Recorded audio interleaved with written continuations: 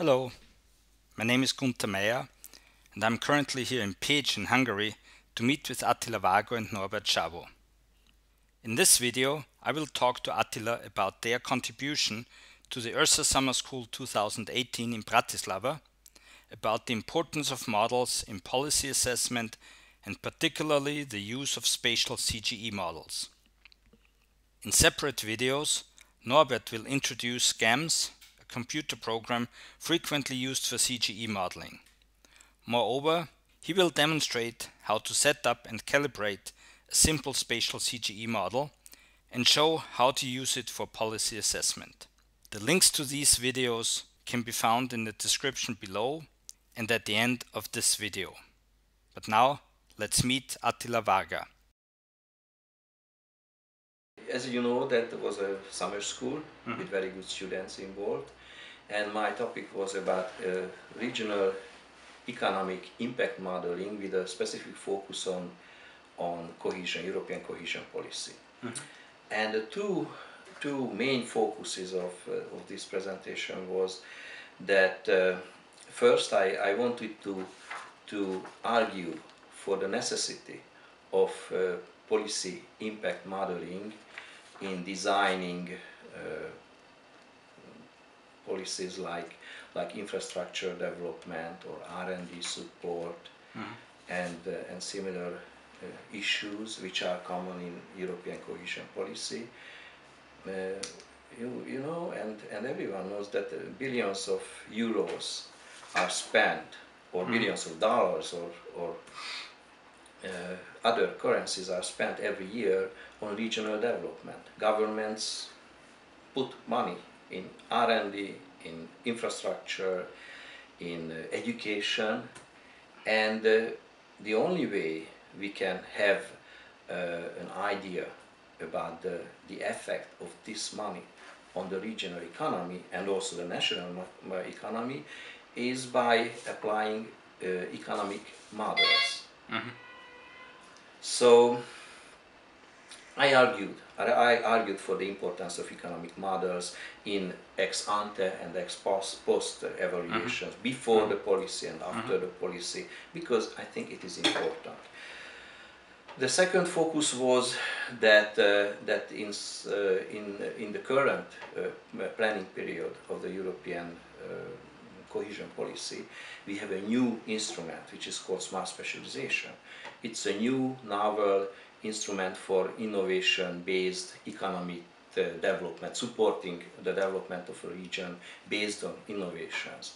And so far there is no much attempt to estimate the effects of smart specialization. And in my research group we have projects which deal with this issue.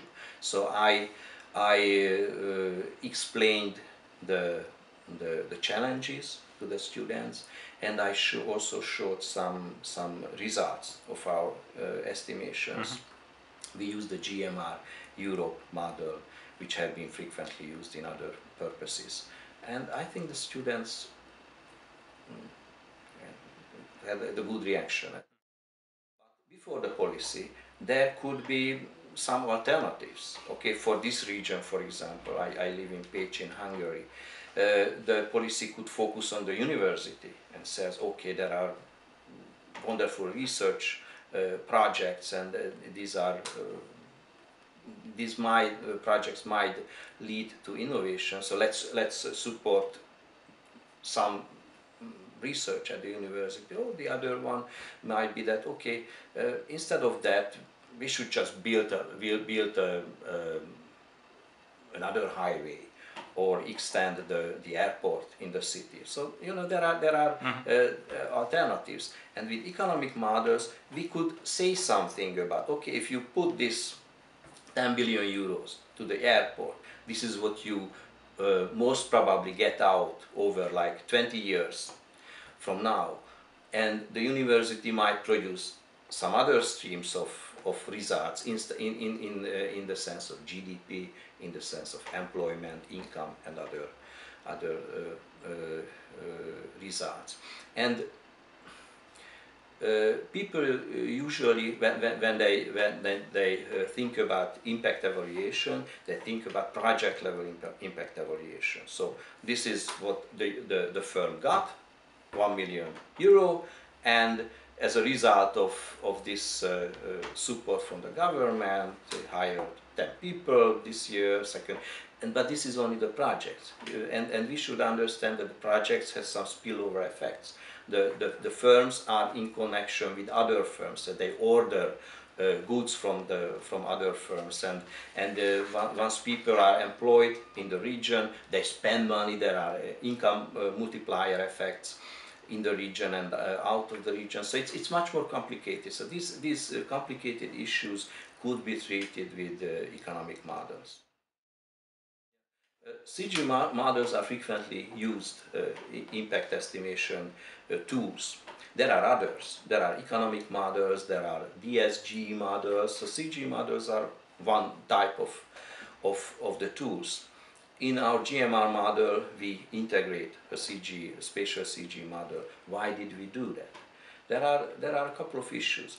First, the CG modeling is built on firm economic theory. It's built on the general equilibrium theory. The equations are not ad hoc, which can happen in other types of models. So the equations, the parameters are not ad hoc. The equations are not ad hoc. The other opportunity when you use CG models is that the CG models are multi-sectoral models. So there are several industries in a region, and these industries are interconnected. So once you support an industry A, it might have effect on industry B, industry C, might have effect on employment, direct effect, indirect effect on employment, might have impact on not only this region's industry, but on other industry in other regions, and this is implemented in the model. This is the second. So industrial multi-sectoral dimension, and the third one is that in CG models several markets are interconnected, like goods markets, like labor markets, capital markets. And if we change something in the demand, for example, in the goods market of certain good, this effect goes through different steps. It affects labor market, local labor market in another region, capital market, and so on. So the way these CG models are built, that you have, based on the data, you assume that the economy is in equilibrium. So this is an assumption, of course. There are different kinds of CG models. There are the pure CG models, which means computable general equilibrium models. Most of these models are built for individual countries. The spatial CG models integrate space into the CG modeling framework, and space means that in a country we have several regions. Like in Hungary we have 20 regions, or in Europe we have 190 regions, for example. And these regions are interconnected. So in your model you deal with not only one. Actually, in the modeling you deal not only with one CG model, but several interconnected CG models. And what are the interconnections? Like migration, like trade between the regions, like knowledge spillovers, knowledge flows between the regions, and so on. So these are not individual models, but several. So when we are talking about GMR Europe, there are 180 individual interconnected CG models, and the space is integrated via transport costs, via agglomeration effects, agglomeration impacts, positive agglomerations like localized knowledge spillovers, negative agglomeration effects like increasing housing prices when more and more people get into the region. This is the way how you can describe this modeling experience. It's difficult. First, it is not easy to find someone who understands this, because it needs a lot of effort to learn the technique, because programming and the technique needs special skills. And the second thing is that I don't know too many places in the world where CG modeling is taught at the universities.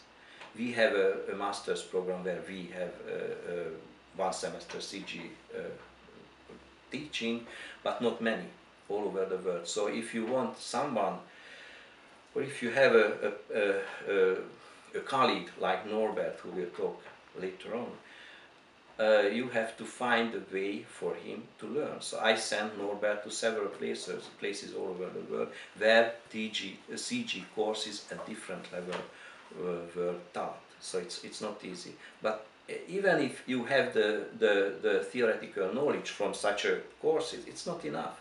You should need practice. So you have to have a hands-on knowledge. So you have to try a model, and the first it will not work in the beginning.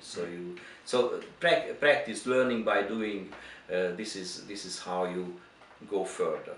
And the third is colleagues, actually. So I know several colleagues all over the world who deal with CG modeling, so I try to send Norbit to them, or try to invite them, try to involve them in the model building exercise, to transfer to some knowledge, and to get my group more understood the whole issue. So it's not easy.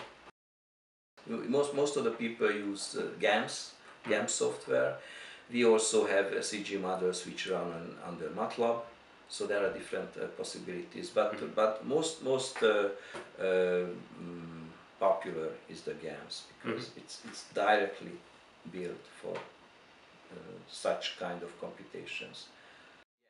So GAMS runs on a regular computer. Even there is a trial version of GAMS, so it's free of charge. So once you have some basic knowledge about the CG modeling, you can try doing that. So at least up to a certain point, you can develop the knowledge. And if you are, and actually it's fun. You know, it's fun, because it's like you push this button, and at the end there is some changes, and so many things work within the model, which just you cannot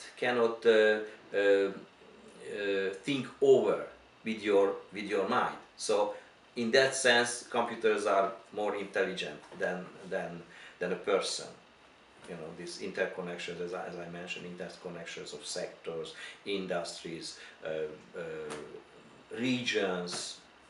We're just not smart enough to follow these impacts. So it's fun when you try, and I wish that someone will try very seriously and build the knowledge later on.